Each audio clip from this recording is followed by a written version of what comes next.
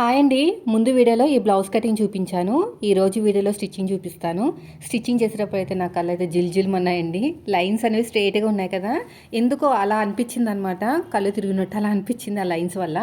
సరే, ఇప్పుడైతే చూడండి, నేనైతే నెక్ అనేది ఎలాగైతే కటింగ్లో మార్కింగ్ వేసానో క్యాన్వాస్ పైన కూడా అలాగే మార్కింగ్ వేసుకుని నేనైతే ఐరన్ చేసేసాను అనమాట లైనింగ్ మీద.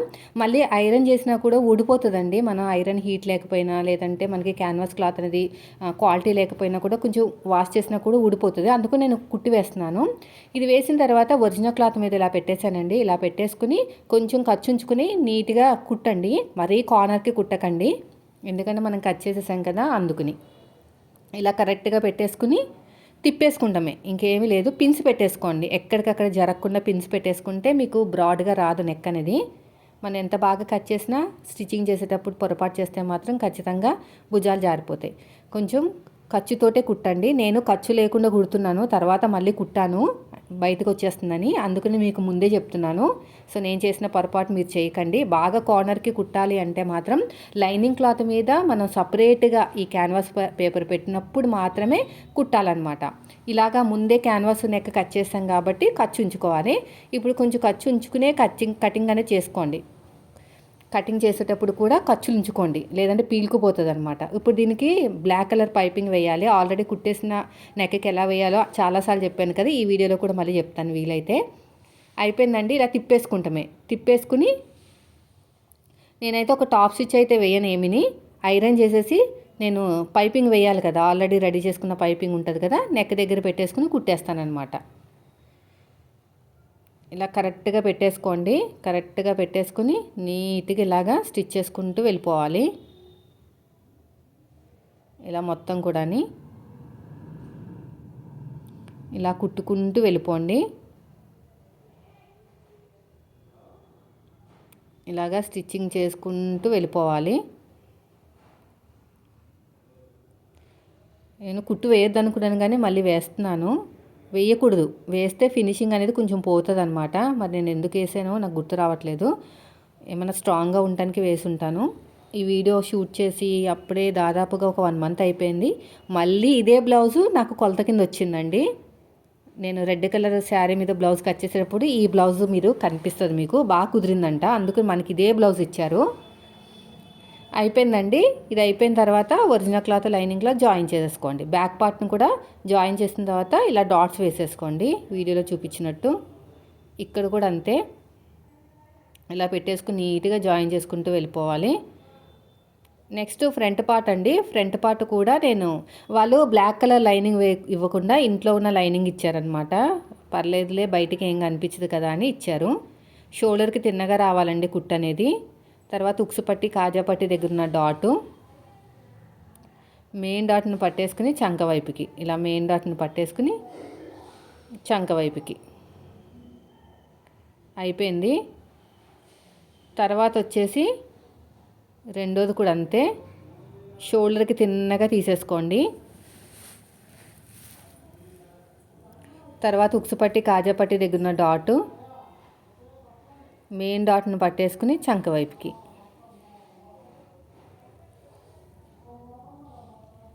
ఇది కూడా అయిపోయిందండి. నెక్స్ట్ షేప్ బెల్ట్ అండి. షేప్ బెల్ట్ వచ్చేసి ఏ షేప్ అయితే మీకు ఉక్సు పట్టి కాజా పట్టి వైపుకి వెళ్తుందో ఆ షేప్ అనేది పాదం వైపు పెట్టేసుకోండి. ఇలాగా 2 లేయర్స్ తీసుకోండి. ఏ షేప్ అయితే మీకు ఉక్సు పట్టి కాజా పట్టి వైపుకి వెళ్తుందో ఆ షేప్ అనేది పాదం వైపు పెట్టుకోండి. స్ట్రైట్గా కుట్టుకుంటూ వెళ్ళిపోండి. ఎగస్ట్రా ఉన్న క్లాత్ను కూడా నీట్గా ఇలా కట్ చేసేయండి. ఇలా ఓపెన్ చేసేసుకుని ఒక టాప్ స్టిచ్ వేసేసుకోండి. మళ్ళీ ఇలా క్లోజ్ చేసుకుని ఇంకో స్టిచ్ వేసేసుకోండి. ఎగస్ట్రా ఉన్న క్లాత్ను మొత్తం కూడా నీట్గా కట్ చేసేయండి. రెండోది వచ్చేసి ఇక్కడ కూడా అంతే, ఏ షేప్ అయితే మీకు సైడ్ జాయింట్ వైపుకి వెళ్తుందో ఆ షేప్ అనేది పాదం వైపు పెట్టేసుకోండి. ఇలా కుట్టుకుంటూ వెళ్ళిపోండి. ఎగస్ట్రా ఉన్న క్లాత్ నీట్గా కట్ చేసేయండి. ఇలా ఓపెన్ చేసేసుకుని ఒక టాప్ స్టిచ్ అయితే వేసేసుకోండి. మళ్ళీ ఇలా క్లోజ్ చేసుకుని ఇంకో కుట్టు అయితే వేసేసుకోండి. ఎగస్ట్రా ఉన్న క్లాత్ను కూడా కట్ చేసేయండి ఇలాగా.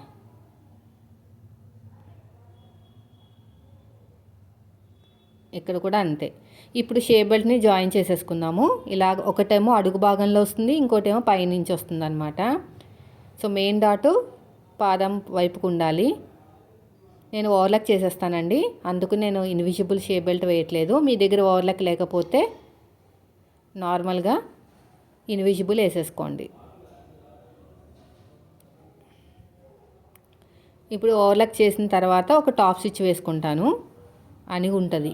తర్వాత ఐరన్ అనేది చేసుకోవచ్చు, కానీ ప్రతి చోట ఐరన్ చేయాల్సిన అవసరం లేదండి, నెక్ దగ్గర చేస్తే సరిపోతుంది. ఇటు సైడ్ కూడా అంతే. ఇలాగా అయిపోయింది. ఎగస్ట్రా ఉన్న క్లాత్ని కూడా నీట్గా ఇలా కట్ చేసేయండి. ఇటు సైడ్ కూడా అంతే. ఇప్పుడు నెక్స్ట్ వచ్చేసి ఎడమ చేతి వైపు కాజాపట్టి అండి. 3 ఇంచుల వెడల్పుతోటి లైనింగ్ క్లాత్, ఒరిజినల్ క్లాత్ రెండూ తీసుకున్నాను. ఇలా ఓపెన్ చేసేసుకుని ఒక టాప్ స్టిచ్ అయితే వేసేసాను. అలాగా ఓపెన్ చేసి కింద నుంచి డబల్ ఫోల్డింగ్ చేయాలి.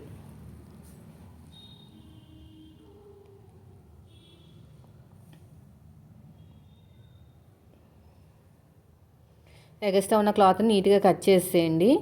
ఒక దాని మీద ఒకటి పెట్టుకుని చెక్ చేసుకోండి కరెక్ట్గా వచ్చిందో లేదో. నాకు కరెక్ట్ వచ్చింది. ఇప్పుడు 1.5 ఇంచు వెడల్పుతోటి లైనింగ్ క్లాత్ తీసుకోండి.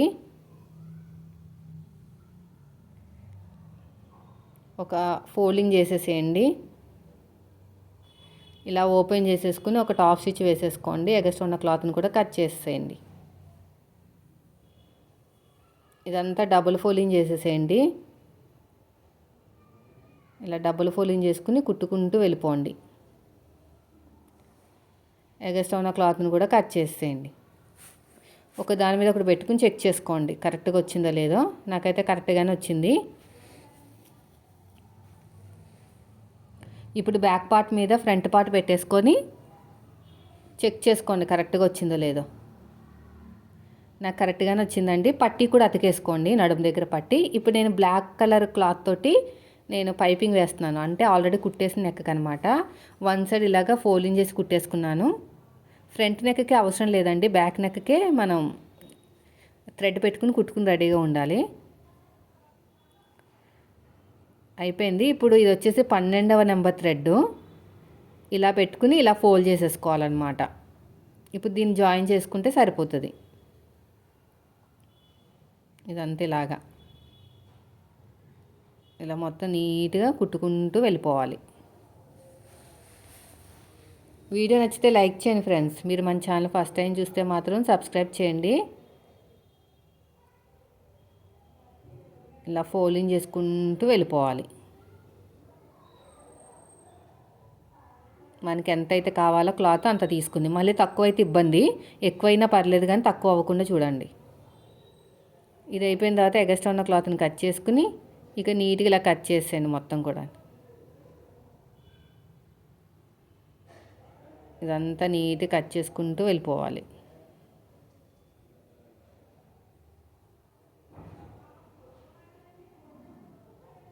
ఇలాగా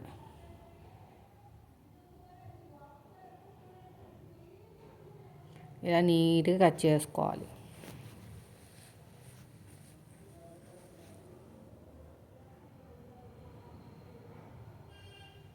ఇలా మొత్తం కూడా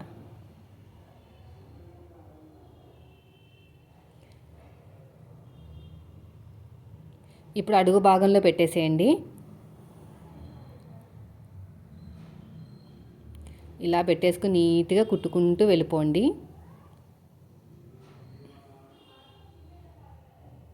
ఇలాగా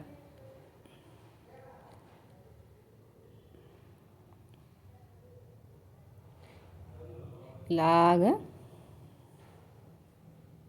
నీట్గా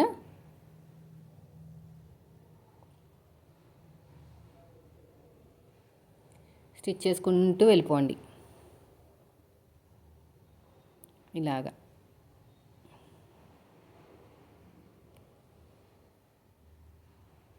ఇలా మొత్తం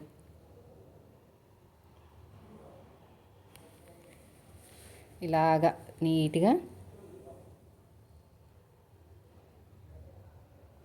స్టిచ్ చేసుకుంటూ థ్రెడ్ పక్కనే కుట్టుబడుతుంది అనమాట. మీకు అంత క్లియర్గా కనిపించకపోవచ్చు వీడియోలో కానీ, సో మీరు ఒకసారి నేను చెప్పినట్టు ట్రై చేయండి, ఖచ్చితంగా వస్తుంది. ఇలాగ సూదిని కిందకి దింపి పాదాన్ని పైకి లేపుతూ కుట్టుకుంటూ వెళ్ళిపోవాలి. ఇక్కడ కూడా అంతే.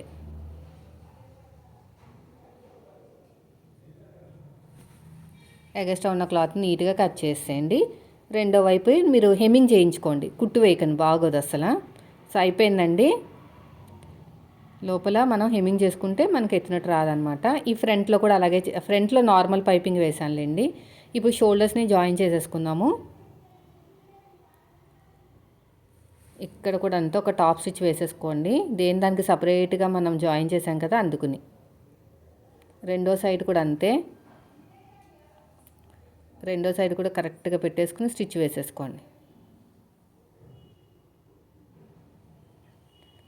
మళ్ళీ ఇలా ఓపెన్ చేసేసుకుని ఒక టాప్ స్టిచ్ అయితే వేసేసేయండి. ఈ సైడ్ కూడా అంతే.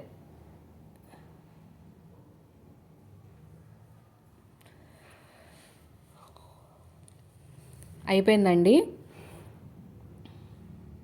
ఇప్పుడు షోల్డర్స్ ఈక్వల్గా ఉన్నాయో లేదో చెక్ చేసుకోండి. ఆల్మోస్ట్ ఈక్వల్గానే ఉన్నాయి. ముందుగా రెడీ చేసుకునే హ్యాండ్స్ ఉంటాయి కదా, దీన్ని ఇప్పుడు జాయిన్ చేసేయాలన్నమాట. హ్యాండ్స్ కూడా నేను ఇన్విజిబుల్ పైపింగ్ వేస్తున్నాను, బ్లాక్ కలర్ తోటి. ఆల్రెడీ థ్రెడ్ని క్లాత్ మధ్యలో పెట్టేసి కుట్టేశాను, ఒక 1 ఇంచ్ క్లాత్ని. ఇలా నీట్గా ఇలా కట్ చేసేయండి. దీన్ని ఇలా పెట్టేసుకుని కుట్టుకుంటూ వెళ్ళిపోవాలి. ఇలా మొత్తం కూడా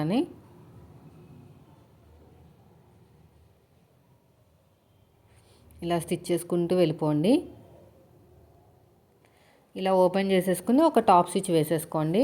ఇలాగా క్లాత్ మీదే స్టిచ్ పడాలి. ఇలాగ స్టిచ్ వేసేసుకోండి. మళ్ళీ క్లోజ్ చేసుకుని ఇంకో కుట్టు వేసేసుకోండి.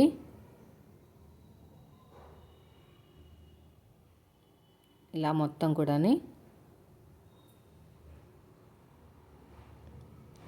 నెక్స్ట్ వచ్చేసి ఒరిజినల్ క్లాత్ని, లైనింగ్ క్లాత్ని రెండింటిని కూడా జాయిన్ చేసుకుని కట్ చేసేయండి ఎక్స్ట్రా ఉన్న క్లాత్ని. ఈ క్లాత్ని సైడ్కి జాయింట్ వేసుకోండి, సరిపోతుంది. ఇలా నీట్గా ఇలా కట్ చేసుకోవాలి. మిడిల్ ఒక చిన్న టక్ అయితే ఇచ్చేసేయండి. దీనిపైన ఇలా పెట్టుకుని కుట్టుకుంటూ వెళ్ళిపోవాలి. ఇలా ఎక్స్ట్రా ఉన్న క్లాత్ని కూడా కట్ చేసుకోండి. మళ్ళీ ఇలా ఓపెన్ చేసేసుకుని ఒక టాప్ స్టిచ్ వేసేసుకోండి.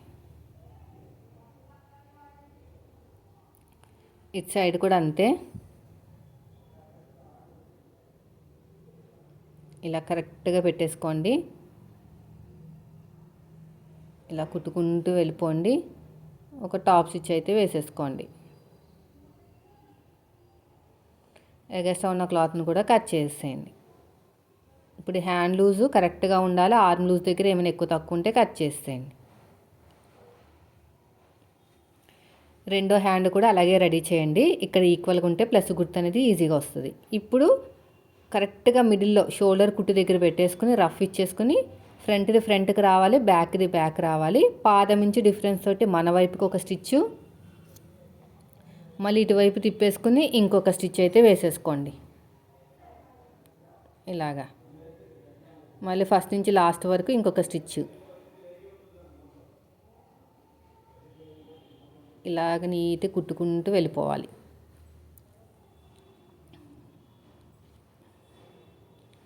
ఎగస్ట్రా ఉన్న క్లాత్ని నీట్గా కట్ చేసేయండి. మళ్ళీ ఇక్కడ కూడా అంతే.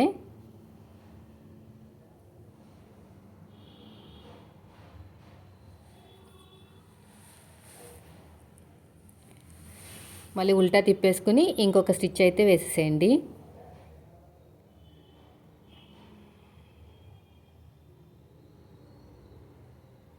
మళ్ళీ ఫస్ట్ నుంచి లాస్ట్ వరకు ఇంకొక స్టిచ్. ఇలాగా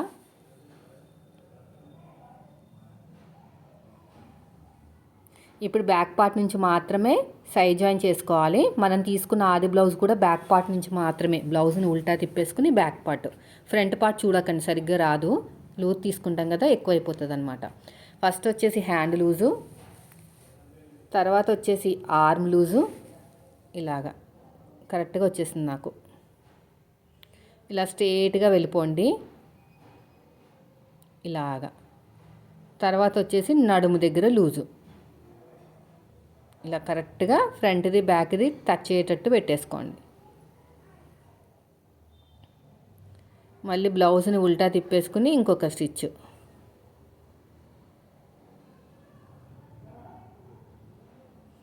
తర్వాత ఉల్టా తిప్పేసుకుని ఇంకొక స్టిచ్.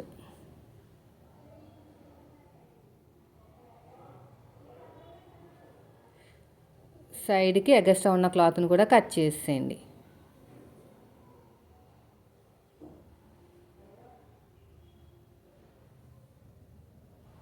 ఎగస్ట్రా ఉన్న క్లాత్ని కూడా నీట్గా కట్ చేసుకోండి ఇలాగా. అయిపోయిందండి. రెండవది కూడా అంతే సేమ్. చూసుకుంటున్నాను కరెక్ట్గా పెట్టాను, ఏదో ఎక్కడో చిన్న డౌట్ వచ్చింది, కరెక్ట్గానే ఉంది. ఇప్పుడు వచ్చేసి ఇక్కడ కొంచెం లోపలికి పెట్టాను, లూజ్ అయినట్టుంది. రెండో హ్యాండ్ ఇది బాగా కుదిరిందని చెప్పేసి మళ్ళీ మనకి బ్లౌజ్ ఇచ్చారు. ఈసారి ఇచ్చిన శారీ వచ్చేసి రెడ్ కలర్ అండి, చాలా అంటే చాలా బాగుంది. దాంతో కూడా ఒక ఏదైనా డిజైన్ పెట్టమన్నారు, నేను పెట్టేసి మీకు వీడియో పోస్ట్ చేస్తాను ఫ్యూచర్లోనే. ఇదే ఆది బ్లౌజ్ ఉంటుంది దానికి, గుర్తుపెట్టుకోండి. ఈ ఆది బ్లౌజు అంత ఈజీగా మర్చిపోయే బ్లౌజ్ కాదులేండి. అన్ని లైన్స్ నా కళ్ళు అయితే జిమ్ అంటానే ఉన్నాయి కుట్టినంతసేపు. అంటే మనకి ఇలా రౌండ్గా ఉన్నవి చూసినా, ఇలాగా లైన్స్ ఉన్నవి చూసినా కూడా కళ్ళు అనేవి తిరుగుతూ ఉంటాయి అన్నమాట. నాకు అలాగే అయింది బ్లౌజ్ కుట్టినంతసేపు. తర్వాత హ్యాండ్ లూజు, ఆర్మ్ లూజు, నడుము లూజు రెండోది కూడా అంతే సేమ్.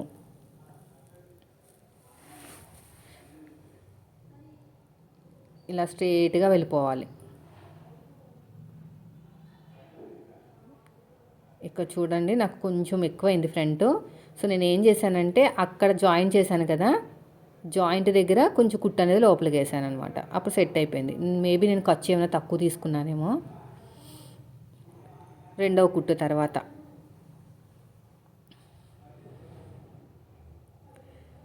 వచ్చేసి మూడో స్టిచ్.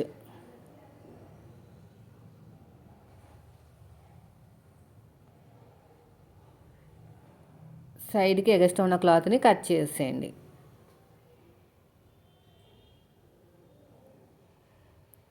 అంతేనండి. కటింగ్ వీడియో కూడా పెట్టాను ప్రీవియస్ వీడియోలో, ఎవరికైనా ఇంట్రెస్ట్ ఉన్న వాళ్ళు వెంటనే చూడండి. వీడియో నచ్చితే మాత్రం లైక్ చేయండి. మీరు మన ఛానల్ ఫస్ట్ టైం చూస్తే మాత్రం సబ్స్క్రైబ్ చేయండి. ఇంకా మిగతాదంతా కూడా హ్యాండ్ తోటి మనం స్టిచ్ చేసుకోవాలన్నమాట, హెమ్మింగ్ అవన్నీ కూడా. Thank you for watching. మీరు కూడా ట్రై చేసి కామెంట్ చేయండి.